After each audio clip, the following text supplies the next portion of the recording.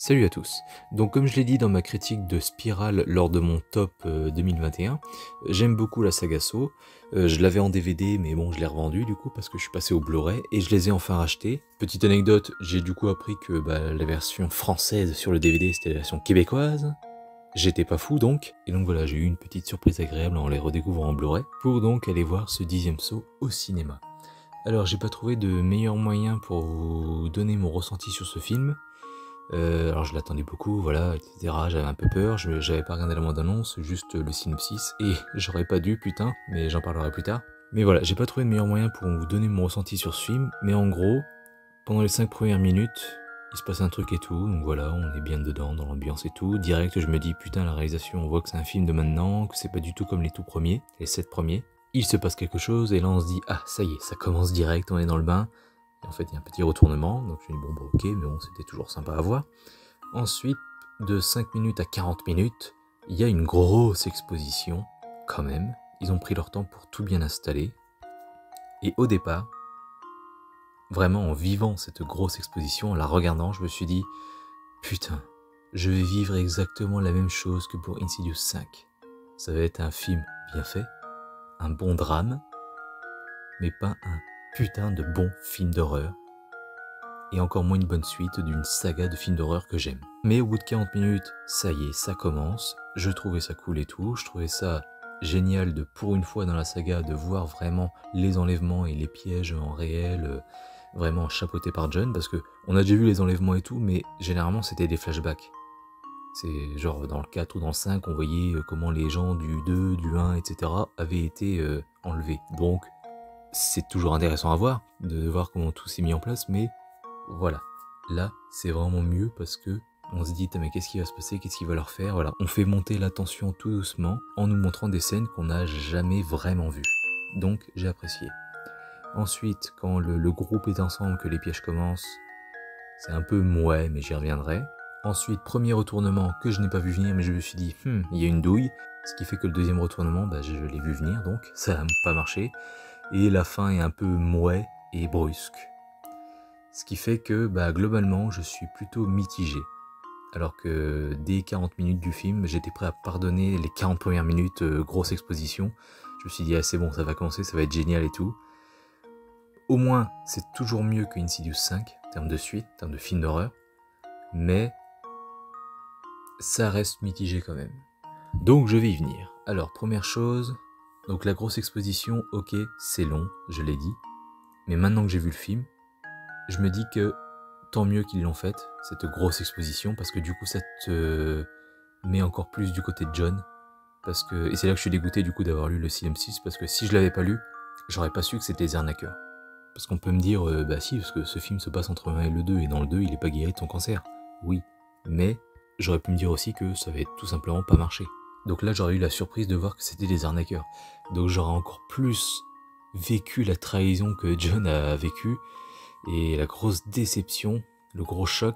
Donc je suis déçu vraiment d'avoir lu le synopsis. Mais bon, tant pis, c'est comme ça. Mais voilà, au moins j'ai quand même vécu le truc parce que j'ai vu les émotions de l'acteur.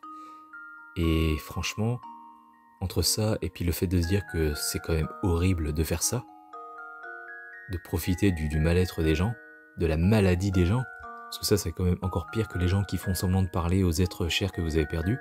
Là, on joue avec votre santé, quand même, donc c'est déjà dégueulasse. Mais vraiment, voir John surpris, déçu, enfin trahi, ouais, c'est peut-être un gros malade, mais je suis désolé, moi je le comprends, ils ont ce qu'ils méritent, quoi.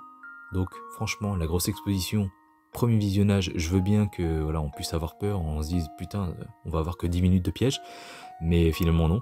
Mais voilà, je peux comprendre qu'on ait peur, mais franchement, maintenant que j'ai vu le film, rétrospectivement, je me dis ouais, elle est nécessaire parce qu'au moins tu vis le truc, tu vis la trahison avec lui, tu vis l'arnaque avec lui. Toi aussi t'es arnaqué. Et ça c'est génial.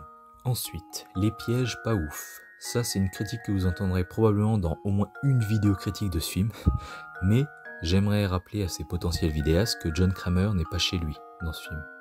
Il est dans un pays étranger et donc doit faire vite avec les moyens du bord, parce qu'il n'a pas son matériel.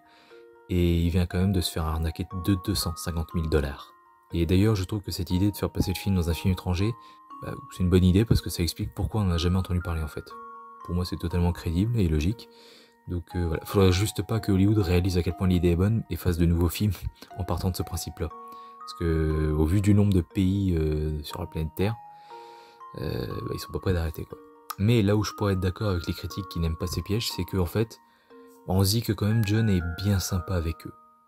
À part le mec qui doit se trifouiller la cervelle, lors du premier piège, je veux dire, si le mec s'en sort, bah, il aura juste les doigts tordus quoi. Enfin après on peut se dire aussi que c'est un peu normal que ce piège n'est pas incroyable parce que c'est un piège que John imagine sur le moment. Donc c'est pas ouf mais après ça reste déjà pas mal d'imaginer des choses comme ça en 2 secondes. Mais voilà. Donc pour le premier ça peut aller, on comprend, mais pour le reste, une jambe coupée, la peau brûlée, les bras déchiquetés. Je veux pas faire mon gros dur mais ça va quoi. Il y a encore beaucoup de chances que la vie soit belle derrière pour ces gens-là, et surtout quand on se rappelle ce qu'ils ont fait à John, ouais, moi je me dis qu'ils s'en sortent vraiment bien, quoi. Là où je trouve que ça pêche un peu aussi, c'est lors des pièges à la fin, quand le groupe est ensemble, quand tout le groupe d'arnaqueurs est ensemble, et que la méchante blonde encourage les autres. Bon, ok, sur le moment, ok, hein, elle les encourage, enfin, c'est un peu des amis, des collègues, je ne sais pas, donc c'est normal. Mais à la fin, ça offre quand même un beau contraste avec ce qu'elle dit à la fin. Alors peut-être qu'elle ment à John pour faire la grosse dure, mais la grosse dure du coup, mais voilà, qui ne représente rien pour elle et que plus il y a de morts et moins il y a d'argent à disperser. Enfin voilà, les parts sont plus grandes vu qu'il y a moins de personnes. Donc ok, mais quand même, on part d'une arnaqueuse à quand même un personnage. Donc un personnage détestable, enfin voilà, que je trouvais crédible et tout, enfin pas de soucis. Hein. On part de ça à une grande méchante sans cœur, qui se moque de voir des gens crever, qui peut saisir un gros intestin à main nue pour en faire une corde. Quand même, hein, voilà, faut les avoir. Qui n'en a rien à foutre de tenter de tuer un gosse innocent qui n'a rien à voir avec tout ça. Je suis désolé, y a un monde entre arnaqueurs à tout ce que je viens de vous dire là. Enfin, comme on dit sur les réseaux, faut doser. Niveau réa, c'est pas vraiment surprenant, bien que en soit si, vu que c'est le même réalisateur que le 6 et le 7. Mais étant donné qu'ils sont plus vraiment dans la saga principale des 7 premiers, on est quand même, après 2 films pseudo spin-off, on n'est plus vraiment dans la saga, on est encore dans un après, même si ça se passe entre le 1 et le 2. Mais voilà, ils ont voulu s'émanciper, et niveau réalisation, c'est comme Jigsaw et Spiral, c'est un peu plus cinématographique, sans vouloir cracher sur les premiers. C'est plus conventionnel, voilà, c'est le mot que j'ai cherché, plus académique, on va dire. Plus normal, il y a moins de pattes. C'est un film générique. Voilà, c'est alors que Saw 1 et du coup tous les autres Saw, ils ont un peu copié Saw 1 pour rester dans le même style. Bah du coup non, c'est pas conventionnel, c'est pas académique, c'est pas normal. C'est voilà, c'est des films qui ont leur propre patte du coup. À partir du 2, c'est une patte singée, mais quand même. Petit ajout que j'ai bien aimé d'ailleurs, c'est que le piège à la fin, en fait, c'est quasi en temps réel, on a l'impression. Enfin, j'ai eu cette impression en tout cas que c'est en quasi temps réel. Donc ça augmente l'impression d'être piégé, quoi. Tu peux pas sortir de là. Parce que même dans les films précédents, entre chaque piège, globalement, que la personne soit toute seule ou pas, il y avait toujours des scènes de discussion, des flashbacks, des révélations, puis après, hop, on y revenait. Là, il y en a aussi. Voilà, c'est un peu pareil. C'est globalement des discussions entre Amanda et John, mais ils sont pas loin de tout ça. Donc, quelque part, on reste toujours dans ce sentiment d'angoisse, d'enfermement, de se sentir piégé, tout ça. Donc, je trouve que ça marche bien. D'ailleurs, je dis Amanda, mais voilà, petite anecdote, elle m'a plus fait penser à Spock qu'à Amanda, mais bon, c'est pas grave. Mais enfin, vraiment, cette coupe, elle est moche. Tout ça pour dire que voilà, la seule chose qui revenait, c'était donc ces petites scènes comme ça, plus calmes, entre chaque piège qui fait penser au premier, quoi. Et petite dernière chose, j'ai trouvé que chaque scène de cascade avec la meuf qui s'appelle Gabi et qui ne sert à rien à part dire « Tu puedes, tu puedes, tu puedes ». En gros, tu peux le faire aux gens qui étaient piégés. Chaque scène de cascade avec elle est nulle. Quand elle se fait enlever, elle se prend une porte de chiottes en pleine gueule. En fait, je pourrais pas l'expliquer, parce qu'il faut le voir pour le croire. Même moi, écoutez mes mots, même moi, j'aurais fait mieux. Moi, l'acteur ou le réalisateur, hein, peu importe, de toute façon là, c'est les deux qui sont en tort. Et à la fin, après son piège, elle est suspendue en gros, et à un moment où elle tombe, et t'as pas l'impression qu'elle est tombée de 5 mètres. T'as juste l'impression qu'elle est tombée de la hauteur d'une chaise, et puis tu sais qu'elle s'est jetée à terre en faisant bien attention, tout ça, alors qu'elle est pas censée pouvoir faire attention vu qu'elle est blessée.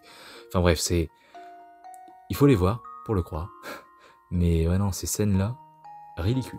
Et donc, comme j'ai oublié de le faire pour certaines critiques récentes, je vais le faire ici. Petit classement de la saga, en espérant qu'il n'y en ait pas d'autres quand même. C'est bon, on peut s'arrêter là les gars, hein, ce serait bien. Je dirais que le dernier pour moi, c'est Spiral, que j'avais moyennement apprécié la première fois, mais je pensais l'avoir revu, mais finalement non.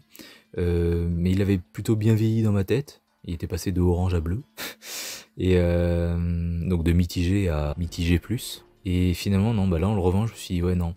Non, ça reste mitigé, c'est vraiment pas ouf. C'est pas assez généreux déjà. En termes de pièges, de nombre, ou de sang, on va dire. Je veux dire, pour moi, le meilleur, c'est le premier, du coup. Et je sais pas, j'ai pas l'impression qu'on est dans le même univers. Je sais pas, il y a quelque chose avec ce film qui fait que j'aime pas trop. Ils évoquent à peine John, enfin, c'est vraiment l'héritage de Saw, quoi. On a l'impression que c'est 100 ans plus tard. Voilà, qu'on n'a pas trop évolué technologiquement. Et que 100 ans plus tard, il y a un mec qui a retrouvé des dossiers de John Kramer et qui s'est dit, tiens, je vais faire pareil. Franchement, voilà, j'ai pas trop apprécié, mais bon. C'est pas détestable. Ça reste sympathique. Mais la limite du sympathique. En 9ème position, Saw 10, voilà. Saw 9 et Saw 10 ont échangé leur place pour mon classement. C'est beaucoup plus appréciable que Spiral, c'est un Saw, déjà, c'est en ça déjà plus appréciable. Mais voilà, c'est comme je vous ai dit, hein, il y a beaucoup de parties où soit je me fais chier, soit clairement j'aime pas les choix qu'ils ont fait. Donc voilà, mais c'est beaucoup plus appréciable et en soi c'était vraiment sympathique à découvrir, même si j'ai eu plusieurs frayeurs. Enfin, frayeurs dans le sens, non, ne me dis pas qu'ils vont faire ça. Voilà ce que j'ai dit par rapport à Insidious. Là oui, voilà, j'ai eu une frayeur, là, mais non. Est-ce que oui, disons-le tout de suite, hein, la saga Saw ne fait pas peur, elle est pas là pour faire ça. À part une petite scène vite fait dans le 1, quand j'ai découvert à 13 ans, ouais, la scène des photographies, l'enlèvement de Adam. Ouais, celle-ci m'avait pas mis bien, du coup, enfin la fin. Du coup, ça m'a marqué, mais voilà. Donc je ne parlais pas de ce genre de frayeur. 8ème position, Saw 6. Merde, oui, non, Saw chapitre 6, pardon. Putain, j'ai complètement oublié ce truc. Oui, donc Saw 6, je ne l'aimais pas. Déjà parce que c'était la version qui... Enfin, j'avais l'impression, du coup, j'étais pas sûr, mais j'avais l'impression que c'était la version québécoise. Donc déjà, ça n'aide pas. Et ensuite, on est d'accord que ce putain de héros est un vrai connard. Déjà pour ce qu'il faisait, enfin la raison pourquoi il est là dans ce piège. Et ce qui fait que j'en ai rien à foutre de le suivre. Et surtout, j'ai l'impression que personne ne se l'est rendu compte, mais c'est moi où ce connard ne sauve que les meufs. Parce que c'est le cas en fait. Hein. Pour les meufs, il se démène quand il faut les sauver. Et quand il faut choisir, il sauve que les meufs. Du coup, j'ai eu une haine comme ça envers ce film. Je me suis dit, ok, en fait, je peux crever, je ne vaux rien. Enfin, je sais pas. Donc voilà. Donc ça m'avait beaucoup énervé. Mais là, franchement, ouais, j'ai un petit peu plus apprécié quand même le visionnage en le revoyant et tout. Et déjà, c'était la vraie VF. Ensuite, 7ème position, Faux Fait. À la bonne place, du coup. En 7ème position. Je l'appréciais beaucoup. La 3D m'a déçu beaucoup. Parce que du coup, bon, il me pas revenu cher. Hein, mais voilà, je l'ai acheté en 3D pour rien. Donc vraiment pas mal déçu. Et finalement, ouais, je dirais que j'ai un peu l'impression de voir un saucisse bis. Ce qui fait que voilà, niveau originalité, c'est pas ouf déjà. Mais je sais pas, il y a un truc dans ce film qui fait que j'accroche pas trop. C'est limite les révélations et puis ouais, je dirais que c'est comme dans le 5 en fait. Tout ce qui est les personnes piégées, je m'en fous un peu. En revanche, les scènes autour, j'aime beaucoup. C'est un peu la même chose que je vais dire pour le 5. D'ailleurs, est-ce que c'est... Non, c'est pas le prochain. Mais voilà, Saw 5, c'est exactement la même chose. Donc voilà. Et le 7, du coup, c'est pareil. Ils ont voulu faire plus gore, plus sanglant et tout. Ça se voit. Mais je sais pas. Il y a un truc qui marchait mieux quand j'étais plus jeune que maintenant. Je saurais pas dire quoi. Désolé. Ensuite, juste au-dessus, Saw 3. Parce que en soi, il est pas généreux, hein, comme Saw 10. Il n'y a pas beaucoup de pièges et c'est pas très sanglant non plus. Mais j'aime bien le côté vengeance et tout, le père qui peut se venger et tout, mais voilà, bref, il gâche tout. Enfin, il est l'une des personnes qui gâche tout quand même. Et c'est aussi le film qui a le piège qui m'a le plus marqué, le piège que je ne voudrais pas être, le piège de la personne qui a tué son enfant, malheureusement, dans un accident de voiture. Ce piège-là, non. Non. Pourtant dans le 5, il y en a un horrible, hein, avec les doigts, enfin les bras, hein, pour remplir un gobelet de sang. Enfin un bocal. Voilà, celui-là j'aimerais pas non plus. Mais alors putain non, celui qui a écrasé l'enfant là. Non. Je ne veux pas vivre ce truc. Pas du tout. Donc voilà, il y a quand même un truc marquant, mais c'est vrai que, encore une fois, pour les révélations, tout ça c'est bien, mais vraiment pour les pièges, les personnes piégées, non. C'est pas celui auquel je pense direct en me disant oh c'est ouf et tout. Il y a aussi le truc de l'opération de John qui prend beaucoup de temps. Enfin voilà, c'est pas. C'est le saut le plus différent, on va dire. Donc je peux pas lui retirer ça. Du coup, ça en fait pour moi l'un des moins intéressants. Au-dessus, j'ai mis Jigsaw, film qui a 2 retournements. Un que j'ai vu venir et un autre non. Celui que j'ai vu venir, c'est par rapport à la temporalité. En gros, ouais, c'est ça, le retournement par rapport aux victimes, tout ça, enfin John. Mais celui que j'ai pas vu venir, c'est en gros qui fait tout ça. Ok, ça j'avais pas vu venir, bien joué. Mais voilà, ouais, pour la temporalité, enfin moi je trouvais ça con. Donc, mais voilà, c'est un peu décevant au niveau retournement, mais c'est plutôt généreux, inventif et tout. On change pas beaucoup d'environnement, c'est vrai.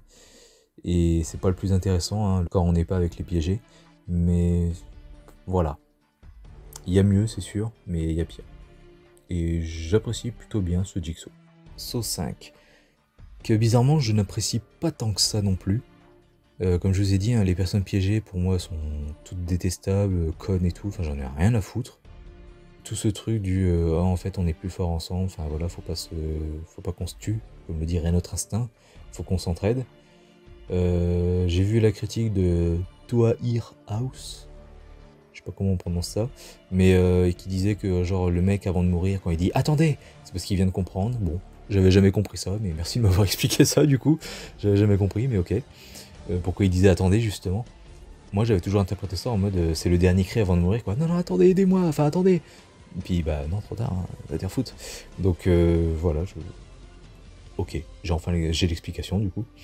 Que je n'avais pas demandé vu que j'avais pas compris que j'avais pas compris. Mais voilà, ok. Mais sinon, voilà, c'est eux, j'en ai rien à foutre. Il y a des pièges évidemment qui restent en tête. Hein. Mais voilà, moi, ce qui m'intéresse le plus, c'est Hoffman, Stram, les révélations, les flashbacks, tout ça. Ça, j'apprécie. Le reste, pas tant que ça. Ensuite, le premier saut, parce que quand même, c'est pas. Oui, c'est peut-être le mieux réalisé, et puis oh là là, c'est James Wan, et puis c'est le film qui a tout lancé et tout. Mais voilà, quand tu vois la saga et tout, tu te dis, bon, à mon avis, il y avait beaucoup de choses qui n'étaient pas prévues. Déjà, très certainement qu'il n'y avait pas de suite prévue, vu que c'est James Wan, mais et que c'est Hollywood qui a.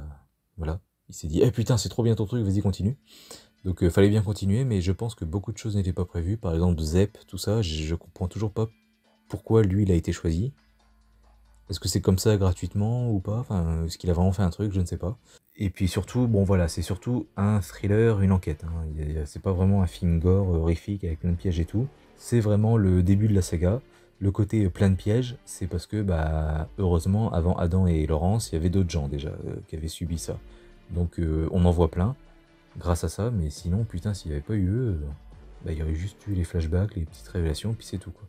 Donc on se serait peut-être un peu plus fait chier. Mais voilà, à cause de ça, c'est pas forcément le saut que tu as le plus envie de revoir, mais voilà. On peut pas l'oublier, c'est quand même le mieux fait, et c'est celui qui lance tout et tout, donc c'est toujours appréciable et génial. En deuxième position, Saut 2, encore une fois, bah, comme Saut 7, voilà, ils sont très bien, très bien mis, parce que pour moi, c'est vraiment le premier saut, Saut 2. C'est, ouais, littéralement, c'est le premier saut. Vous voyez, quand vous demandez à un fan de films d'horreur, eh, vas-y, quand on dit saut, tu penses à quoi? Pour moi, on pense forcément à tout ce qu'a amené Saut 2, en fait. Plein de gens piégés ensemble, enfin en tout cas, plein de gens piégés. Et puis aussi, entre-temps, bah, des flashbacks et tout avec d'autres héros qu'on suit dehors, tout ça, qui enquêtent, enfin qui essayent de coincer John ou en savoir plus ou je ne sais quoi, enfin voilà. Pour moi, Saut 2, c'est le vrai départ de la saga Saut. Je sais pas si je me fais bien comprendre, mais voilà. Et enfin, première position, j'ai pas grand chose à dire, je suis désolé, hein, mais Saut 4, qui est apparemment l'un des plus détestés, hein, globalement, j'ai l'impression. À chaque fois que quelqu'un fait son classement, il est pas très haut. Moi, j'adore, parce que déjà, j'adore le personnage qu'on suit. J'adore ce qu'il doit faire et tout, en quoi il doit changer. C'est sûr que c'est un peu con ce que tu te dis. En fait, il est un allié de Jigsaw malgré lui. Enfin, c'est pas. Il doit pas vraiment sauver les gens, parce qu'ils doivent se sauver eux-mêmes. Je comprends, hein, ça change et tout. Mais voilà, la révélation finale et tout, encore une fois, les flashbacks et tout qui m'intéressent et tout. Mais là, les pièges que j'aime beaucoup et tout. Le personnage, forcément, enfin voilà, moi, son histoire et tout, j'aime tout dans ce film. Et voilà, donc c'est pour ça qu'il est à la première place. Donc n'hésitez pas à me donner votre avis dans les commentaires, surtout si vous n'êtes pas d'accord, que ce soit sur le classement ou le SO10, que je vous invite malgré tout à voir, beaucoup plus que Spiral, donc si vous êtes infligé, allez, on va sortir les grands mots, si vous êtes infligé Spiral, bah, n'hésitez pas à aller voir SO10, hein, dites-vous que ce sera déjà forcément meilleur. Donc voilà, n'hésitez pas à me donner votre avis de SO10 et votre classement dans les commentaires aussi. Et puis voilà, à très bientôt sur Critizen Can pour une prochaine critique. Salut à tous.